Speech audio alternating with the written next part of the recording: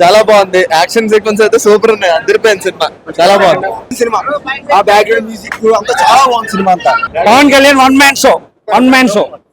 Cinema అంతా బాగుంది. కొన్ని CG షాట్స్ తీసేసి సినిమా హైలైట్ ఉంది అన్న. సూపర్ ఉంది సినిమా. అసలు ఎక్స్పెక్ట్ చేయలేదు.